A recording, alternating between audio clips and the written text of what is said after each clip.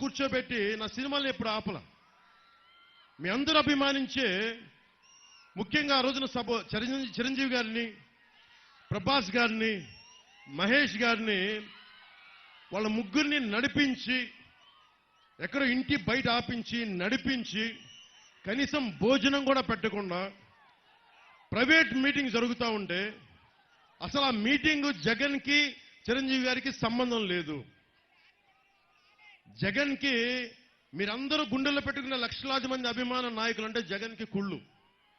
ఆ కలుగులో ఎలుకది తట్టుకోలేదు. పాప నిన్న కాకినాడ ఆదిత్య కాలేజీలో గర్వంగా బయటకు వచ్చాడు. దేనికి వచ్చాడు? CM sir thank you sir, CM sir thank you అని చెప్తామని వచ్చారు. అక్కడ జరిగిన విషయం వేరే అనుకోండి. అంత కక్షపూరితమైన వ్యక్తి. అలాంటి వ్యక్తి ఒక సినిమాకి టికెట్ రేట్లో సినిమాకి ఇంత పరిశ్రమకి కావాల్సిన పెంచాలి అంటే చిరంజీవి గారికి హీరోలకి సంబంధం లేదు. నిర్మాతల మండలి ఉంది, ట్రేడ్ బాడీ ఉంది.